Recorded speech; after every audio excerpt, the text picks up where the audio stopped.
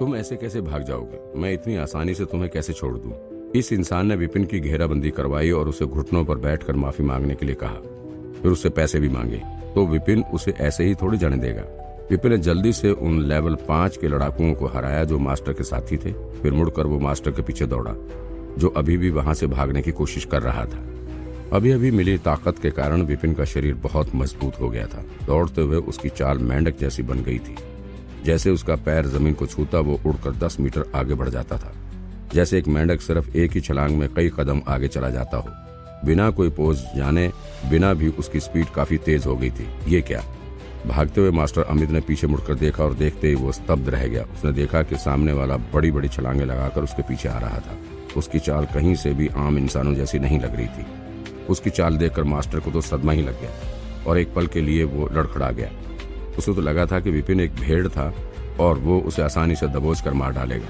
इसीलिए ही उसने हॉल वाली घटना के बाद विपिन को पागलों की तरह ढूंढना शुरू कर दिया था। उसने सोचा था कि आज विपिन को वो उसका खेल बिगड़ने और उसे शर्मिंदा करने के लिए सबक जरूर सिखाएगा। लेकिन उसे क्या पता था कि वो किसी भेड़ को पकड़ने नहीं बल्कि शेर की गुफा में हाथ डाल रहा था। अगर उसे पहले पता होता कि विपिन इतना शक्तिशाली था तो वो उसके पीछे कभी नहीं आता। विपिन जितना छोटा दिखता था उस हिसाब से उसकी शक्तियां बहुत ज्यादा थी। अगर कोई पैदा होने से पहले भी विकास करना शुरू कर दे तो भी इतनी शक्ति होने का कोई सही कारण नहीं समझ आता था। फिर भी सच तो यही था।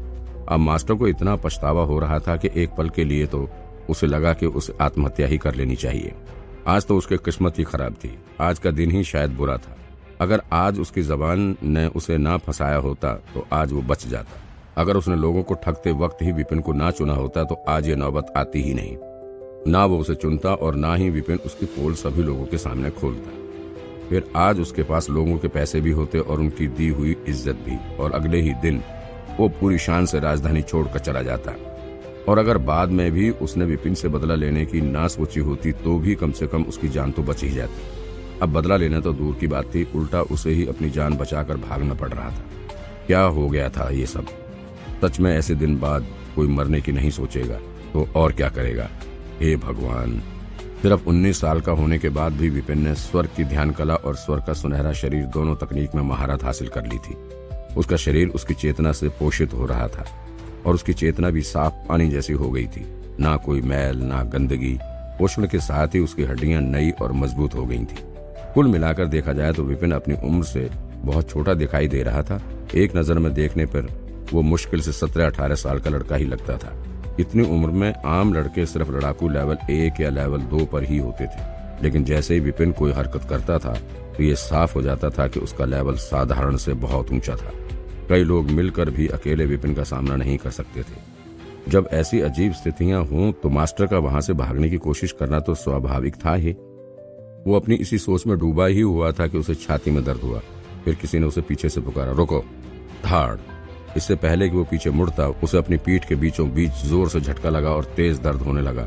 वो लड़खड़ाकर जमीन पर गिर पड़ा। उसका चेहरा जोर से पथरीली सड़क पर लगा और सड़क पर एक गड्ढा बन गया। मेरा चेहरा, मास्टर अमित ने रोते हुए कहा। बिना आईने के भी उसे पता चल गया था कि उसका चेहरा बुरी तरह बिगड़ चुका था और अब जिंदगी भर वो वैसा ही रहेगा। उसे एक पल भी शोक मनाने का मौका नहीं मिला था। किसी ने उसके सिर पर पांव रख दिया। विपिन ने उसके सिर पर पैर रखते हुए कहा, तुम्हें इस नतीजे के बारे में तभी सोच लेना चाहिए था जब तुम मेरे पीछे पीछे आए थे। वो पिछले जन्म में एक साधारण लाइब्रेरियन था, लेकिन यहाँ आकर उसे ये तो समझ आ गया था कि इस दुनिया में जिसके पास ताकत थी वही सुरक्षित था। अगर आज उसके पास पर्याप्त शक्ति ना होती तो वो कहीं किसी कोने में मरा पड़ा होता। मास्टर को ये बात साफ साफ समझ में आ गई थी कि विपिन के एक बार से ही उसका सिर कुचला जा सकता था। वो अपनी मौत के बारे में सोचकर ही कांप गया। इसलिए वो उसे समझाने की कोशिश करने लगा। मुझे मत मारो। अगर तुम मुझे छोड़ दोगे तो मैं तुम्हें अपनी सारी दौलत देने के लिए तैयार हूँ। वैसे भी जान की कीमत पैसों से ज्यादा होती थी। वैसे तो वो फिर से कमा सकता था। विपिन ने कहा, अच्छा दिखाओ फिर मुझे, मैं देखूं तो तुम्हारी दौलत तुम्हारी जान से ज्यादा कीमती है भी या नहीं। हाँ हाँ हाँ हाँ। विपिन की बात सुनकर मास्टर ने जल्दी से अपनी अंगूठी उतारी और विपिन को देते हुए बोला, सब कुछ इसके अंदर है, आप चाहें तो देख सकते हैं। विपिन ने हैरानी से कहा, अंदर? एक अंगूठी के अंदर क्या आ सकता था? लेकिन एक एक्सपर्ट होने के नाते वो ऐसा कोई सवाल सामने वाले से कैसे पूछ सकता था। इसलिए उसने अंगूठी अपने हाथ में ली। हाथ लगाते ही उसके दिमाग में एक किताब आ गई। अंगूठी की जानकारी उसमें लिखी थी। सामान्य लेवल की संचय अंगूठी। इसके अंदर 3 मीटर की जगह है, इसकी कमियां हैं, इसको बनाने का तरीका ठीक नहीं है। संचय अंगूठी, इसके जैसे ठग के पास इतनी अच्छी चीज कहाँ से आई होगी? मेरी तो आज चांदी होगी। स्कूल की किताब संग्रह में उसने एक किताब में किसी सिद्धांत के बारे में पढ़ा था। उसे पता लगा था कि बीज में पहाड़ सिद्धांत पर कई खजाने बने होते थे। पहले तो उसे लगा था ऐसा अमूल्य खजाना उसके हाथ कभी नहीं लग सकता, लेकिन किस्मत का खेल तो देखो, ऐसे ठग के पास ये खजाना था। सामान्य लेवल की होने पर भी ये अंगूठी कम से कम 5 लाख सोने के सिक्कों की होगी। स्कूल के श्रेष्ठों के पास भी ऐसा कोई खजाना नहीं होगा। तो उसे तो इस बात की हैरानी हो रही थी, इस ठग को ये अंगूठी कैसे मिल गई। लेकिन फिर भी अगर ध्यान से सोचा जाए तो एक ठग को ऐसी अंगूठी की ज्यादा जरूरत पड़ेगी ही, वरना वे ठगा हुआ धन अपने पास रखेगा कहाँ? इतना सारा पैसा वो अपने साथ लेकर थोड़ी घूम सकेगा। इतने पैसे अपने साथ लेकर कहीं जाएगा तो जल्दी ही पकड़ा भी जाएगा और फिर किसी को ठग भी नहीं पाएगा। शायद इस ठग ने इसे खरीदने के लिए अपने पैसों का एक बड़ा हिस्सा दे दिया होगा। विपिन ने मास्टर अमित को देखा। जैसे कि उसने सोचा था, वो अंगूठी हाथ से चले जाने पर वो बहुत दुखी लग रहा था। उसने किताब में लिखी और जानकारी याद की। इसे खोलने के लिए खून की जरूरत होगी। उसने अपनी उंगली पर एक कट लगाया और खून की एक बूंद अंगूठी पर डाल दी। शू! एक झटके के साथ ही उसके दिमाग में एक तस्वीर आ गई। उसका साइज 3 मीटर ही था। वो जगह सोने के सिक्कों से भरी पड़ी थी, शायद कई 100,000 सिक्कों से। इसका चरित्र भले ही बेकार हो, लेकिन इसके पास पैसे तो बहुत थे। मास्टर अमित ने कहा, आपने मेरा तोहफा ले लिया, अब तो मुझे जाने दो। जाने दो? मैं तुम्हें तब जाने दूंगा जब तुम अपने बैंक के नोट मुझे दे दोगे। तुमने अपने कपड़ों में छिपा रखे हैं। आखिर तुमने सारे पैसों की बात की थी, आधे पैसों की नहीं। विपिन ने उसे हंसते हुए कहा। तुम मास्टर विपिन की बात सुनकर हैरान था। वो विपिन को ऐसे देखने लगा जैसे उसने कोई भूत देख लिया हो और उसे अपने देखे पर यकीन नहीं हो रहा था। एक चालाक खरगोश की 3 मांद होती हैं। एक अच्छे ठग की यही पहचान होती थी कि वो पकड़े जाने से पहले ही बचने का रास्ता बना लेता था।